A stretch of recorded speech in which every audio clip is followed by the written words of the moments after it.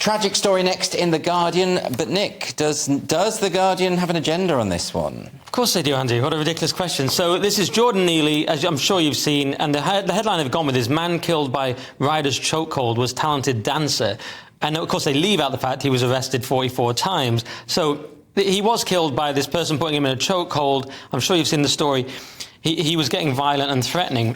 And The Guardian is doing a kind of puff piece hagiography on him, trying to sort of say he was just a perfect, great guy. Look, he had problems. His mother died. He went off the rails, and it is very sad. But he did have an open felony charge and a warrant for his arrest for assaulting a 67-year-old woman. He was violent. He was threatening violence. He'd been arrested 44 times, as I say. And The Guardian want a new George Floyd. And it's kind of shameful the way they're trying to make this happen. They want a world... And you read the piece, absolutely ludicrous, all about how amazing and great he was and how perfect he was. The Guardian want a world where the criminal is the victim, and they side with the criminal. And a world where you can't stop a criminal, or you're the problem. And of course it's horrible when anyone dies, and, you know, I don't want to get into the debate about whether the guy who held him in the chokehold should have, you know, used excessive force. I don't know what happened there. I wasn't there.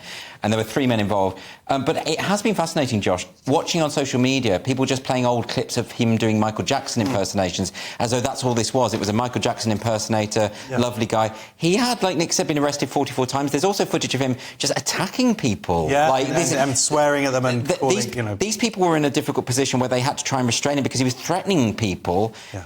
You know, obviously... Someone posted online that he'd pushed them towards the tracks. No, that's a...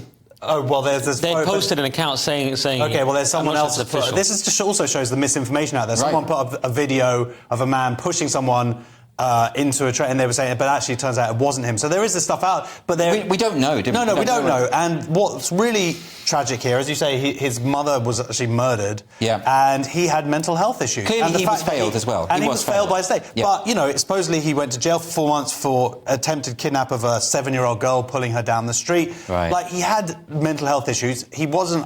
It doesn't sound like a great human being, and he obviously... Well, it certainly doesn't look like the 3 guys who restrained him were trying to go out their way. They were trying to restrain him because they were scared of what he might do to someone. Well, that's it. But the other thing, just to read this, but to just make it more about what the article is like they don't mention any of this other history. They go on about, like, someone who met him, his neighbour, and someone saying, oh, he was a nice person, he wasn't aggressive or violent, when the evidence was he could be aggressive and violent. So that's an interesting question, though. Why doesn't The Guardian mention those factors when everyone can easily access those? Well, that's the thing. Nowadays, you can access it. Right, that's my point. This is another thing about being Pete. This reminds me of that terrible We Spar article that they wrote 3 years ago, where they sort of almost pretended this event, this thing of this black woman who was, and her 6-year-old daughter, who were exposed to in this sauna by a supposedly a trans woman. It turns out it was a sex offender. But the article basically made out that she was inventing it. It was a hoax. There was a hoax and all this stuff. But anybody online could see the other narrative. And that's the question, Nick, isn't it? It's like, I understand in a world without the internet why newspapers like The Guardian that have an activist agenda